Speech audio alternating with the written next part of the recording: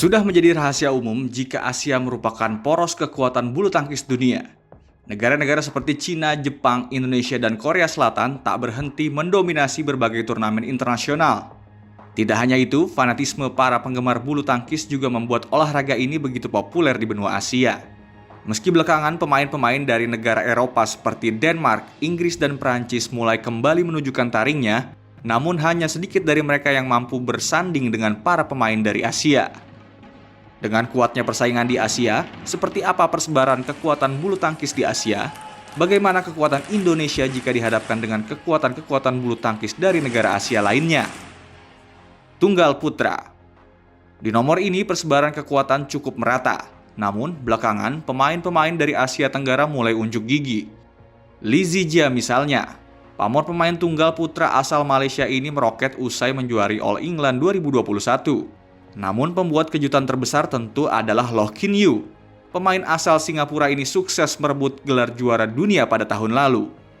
Di sisi lain, duo pemain Indonesia Anthony Sinisuka Ginting dan Jonathan Christie juga terus menebar ancaman dalam setiap turnamen yang mereka ikuti. Demikian pula dengan pemain-pemain India.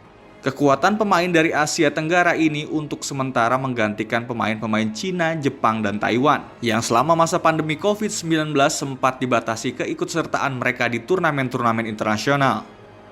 Tunggal putri. Berbicara mengenai sektor putri, sulit untuk tidak menyinggung Jepang yang memiliki beberapa pemain unggul, termasuk dari nomor tunggal. Duet Akane Yamaguchi dan Nozomi Okuhara jadi andalan Jepang untuk bersinar. Mereka, terutama Yamaguchi, cukup bisa bersaing dengan pemain yang lebih senior seperti Tai Tzu-ying dari Taiwan, Ratchanok Intanon dari Thailand, dan Pusarla Vesindu dari India. Namun belakangan nama pemain belia asal Korea Selatan, An Se-yong, cukup menarik perhatian. Ia bahkan sukses merebut 3 gelar World Tour sepanjang 2021 di usia yang belum genap 20 tahun. Sayang, Indonesia cukup tertinggal di sektor ini, dengan hanya memiliki satu pemain di 30 besar dunia, yakni Gregoria Mariska Tunjung. Ganda putra. Dengan memiliki 2 pasangan di peringkat teratas dunia, Indonesia adalah negara paling kuat di sektor ini. Tak hanya mengandalkan Marcus Fernaldi Gideon, Kevin Sanjaya Sukamulyo, dan Muhammad Ahsan Hendra Setiawan, tim Merah Putih bahkan memiliki skuad pelapis yang juga berprestasi. 2 di antaranya adalah Fajar Alfian Muhammad Rian Ardianto dan Muhammad Sohibul Fikri Bagas Maulana yang mulai unjuk gigi di turnamen-turnamen besar. Belakangan Aaron Chia Soh Woi Yik dari Malaysia dan Liang Wai Chilin dari Taiwan juga turut diperhitungkan setelah bersinar saat Olimpiade Tokyo 2020. Ganda putri. Di sektor ini para pemain dari Asia Timur mendominasi. Silih berganti pasangan dari Cina, Jepang, dan Korea menjuarai berbagai turnamen bergengsi. Di sisi lain, Grecia Polii Apriani Rahayu yang menyabet emas Olimpiade Tokyo 2020 juga patut diperhitungkan. Bersama dengan Jongko Plankiti Tarakul, Rawinda Prajongjai, Grecia Apriani seringkali menyulitkan pasangan Asia Timur. Ganda campuran. Tidak lengkap rasanya membahas persaingan di ganda campuran tanpa menyebut pasangan Thailand Decapol Puavaranukroh Sapsir Thairattanachai. Tahun 2021 kemarin menjadi masa kejayaan pasangan nomor 1 dunia tersebut dengan merebut 4 gelar World Tour secara berturut-turut, yakni Hilo Open, Indonesia Masters, Indonesia Open, dan World Tour Finals.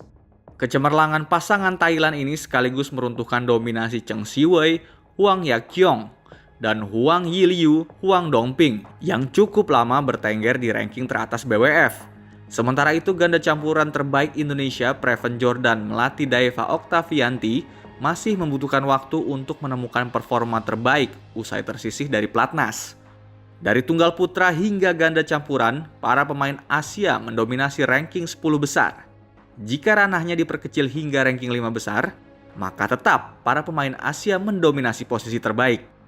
Hanya Victor Axelsen dari Denmark satu-satunya yang bukan pemain Asia yang duduk di ranking 1 dunia nomor tunggal putra, dan Kento Momota dari Jepang berada di ranking kedua.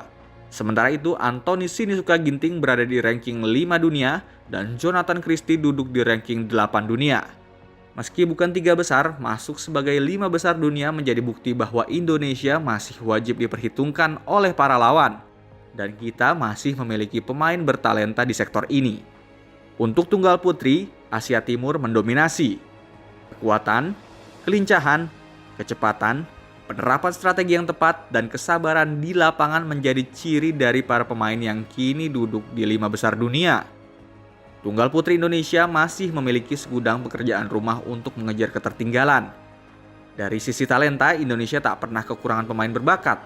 Berbeda dengan dua sektor sebelumnya, ganda putra memiliki regenerasi yang sangat baik dan Indonesia masih merajai dunia di sektor ini.